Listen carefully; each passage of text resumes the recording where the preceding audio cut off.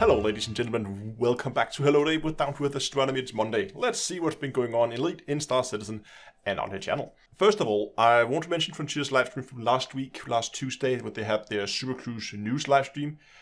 There was some really cool things in that livestream, and the news segments itself were interesting enough, but I just think the way it were presented and the way some of the steps they've taken shows that hopefully they are going to begin moving in this direction with much more open communication, as you will see here in a second. They briefly talked about Update 7 and some of the things they've added. They're going to add in Update 7. I don't believe we have a date for that update just yet. One of the things they're adding is an Apex redirect, which I think is super neat. It's one of the things that's been holding me back from doing an on-foot only campaign, because you can't redirect your shuttles, just makes everything a pain. So therefore I thought, well, I'm going to wait a bit and see.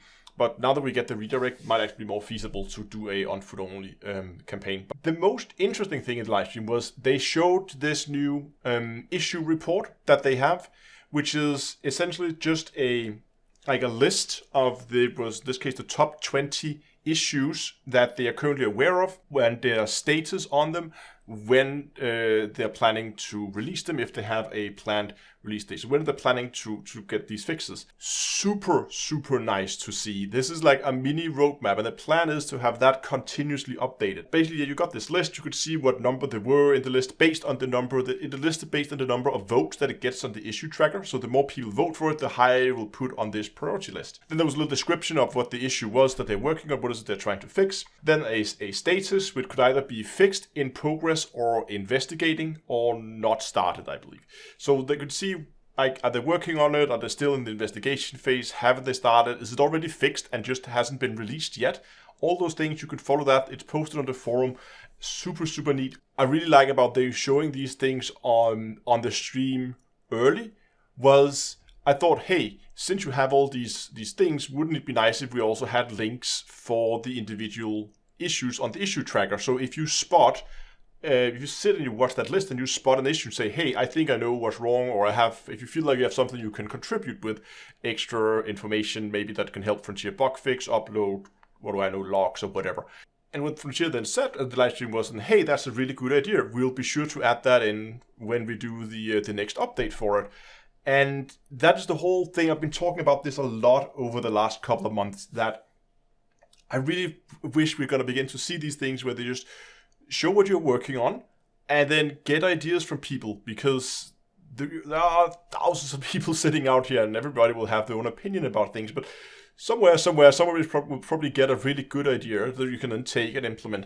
So that's why I really think get these things in early so you can get feedback on them earlier. And seeing that was super nice. And the issue report is a really good idea. So I really hope Frontier's going to continue down this road with a more open communication strategy. They said it's something they want, and we're now beginning to see them actually take action on what they said they would do. So I think it's really nice to see. And again, thumbs up from here. Now, I have two things I want to talk about regarding Star Citizen this week. One of them is just very briefly, I want to mention that on the 18th, that is the day after tomorrow, we are going to have a free fly event. I think it's going to last a week. I don't think we have an official day for how long it's going to last, but I think it's going to be a week where you can play the game for free. You just download, install it, and you're good to go for that week. So if you haven't taken the dive into Star Citizen yet and you are considering if that is for you, then this is a wonderful opportunity to do so. So if you are interested, of course, there's always this link in the description. You go to getstarcitizen.d2a.com and you can sign up for an account there. And if you use that link, you also get some extra starting credits, some other cool stuff, and I get some ships in game as well. Now, the other thing I wanted to mention was, I was watching the Inside Star Citizen from last week, and they were talking about PvP in Star Citizen, the way they wanted to be. And they talked about how they know that some people are only there for the PvE, some people are there for the PvP, and they wanted to make sure that obviously both sides of the community gonna have those options. And the reason why I wanted to mention this was because they mentioned Jumptown. Now, I was vaguely familiar with Jumptown, what it is, but I hadn't actually dived into the story of the Jumptown War. And I ended up spending a couple of hours reading up on it and watching videos, and it is a fascinating story. And I just want to share that story with you because I think it is I think it's really fun. I think it's interesting to see how players use some unintended gameplay to make some really, really cool content. But sit down, find a cup of coffee, because now it's story time with Uncle Astro. So we're going to go back. We're going to start all the way at the beginning, before the Stanton system was discovered. The United Empire of Earth, or the UEE, they discovered the system, but when they found it, there were actually already human settlers in the system. Now, you can imagine the type of people who find a system, set up some business in there, don't tell anybody about the system.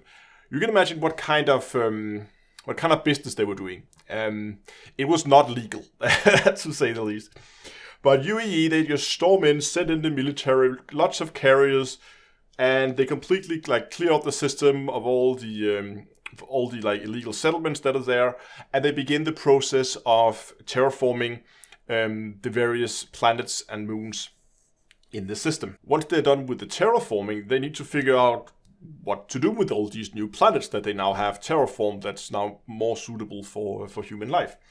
And they end up making an agreement with some of the larger corporations that they're going to sell the planets off to those corporations. The UE would get a huge cash infusion, and they wouldn't have to have the overhead cost of actually having security forces in the system, because that would now fall to those corporations to keep their individual little planet system with the planet and their moons secure. This also explains why in Star Citizen you have, depending on around which planet you do bounty hunting, you get standing with different factions, because different factions own different planets. And this also explains why the planets are named after the corporation. Crusader after Crusader Industries, and Hurston after Hurston Dynamics, and Arc Corp after Arc, and so forth. You get the point. But after the planets were sold off to the corporations, miners and trade ships flocked into the system for these new opportunities, and a lot of the corporations, especially Crusader Industries, they built a lot of supporting structures to help all those miners come in, so they could get them out and support them when they were out mining, and especially in the ring around one of the moons around Crusader called Yala. Now you can imagine with all these miners, it of course also attracted pirates, and that made it a little bit more dangerous mining in the area. But eventually the rings were not mined dry, but they were mined to a point where the mining boom was kind of gone, and people slowly began to abandon these new settlements, and Grimhex was also abandoned, and the pirates in the area then moved in.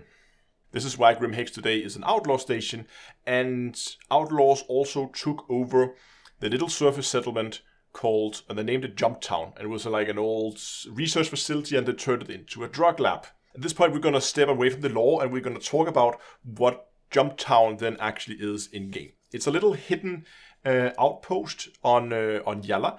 As I said, it's now a drug lab.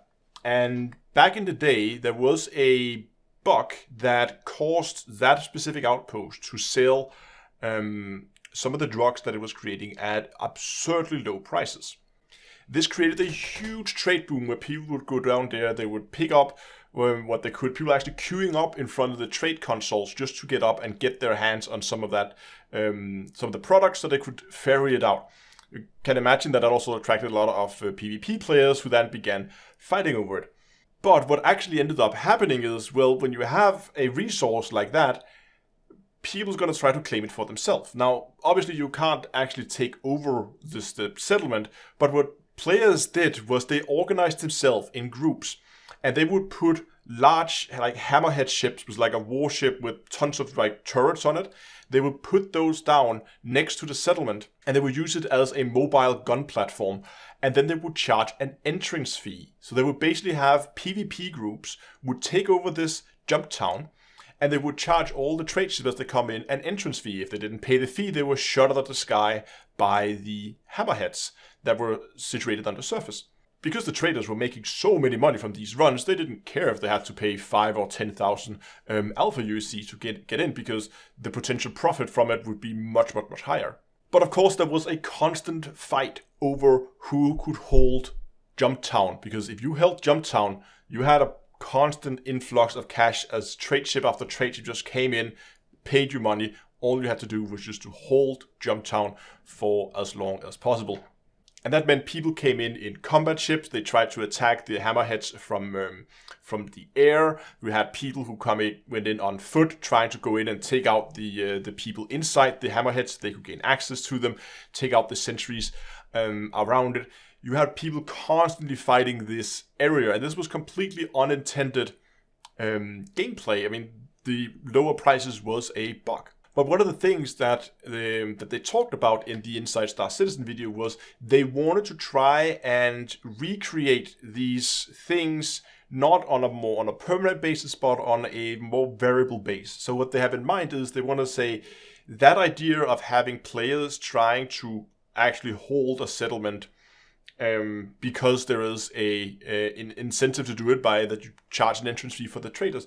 They want to try to recreate that in a more controlled manner than what it was during the Jumptown Wars. What they wanted to do was they wanted to have basically small gold rushes where a price on some commodity at a station somewhere would suddenly drop very drastically.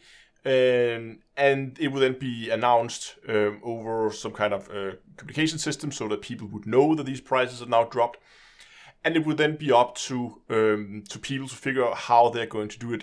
Are they going to have pirates who just go out there and kill everything that moves? Or you're going to have organized organizations that do the same thing as they did during the Jumptown Wars, set up an entrance fee or basically guard it like that? Or what's going to happen? And I think it's a wonderful idea to try and encourage these things to happen, but not really do anything else than just lower the prices. They don't set up like a system for it where you have points and you don't make a mini game out of it. Basically, they just let's just give the players the tools and just let the things evolve naturally and see what players do with it, because there's often those situations where you get some of the most fun gameplay. Now, if you want to know more about the Jumptown War, I can highly recommend a video I'm going to be linking in the description. It's from a guy called AstroPub. He made like a 45-minute documentary on the Jumptown Wars, full on with like interviews with players who were there during the war. It's super, super cool and it's super well made. I'm going to be linking that in the description. So if you want that, go down and find it down there. And there will of course also be a link to the Inside Star Citizen video if you want to watch that. And then finally, I need to talk about the live stream tomorrow.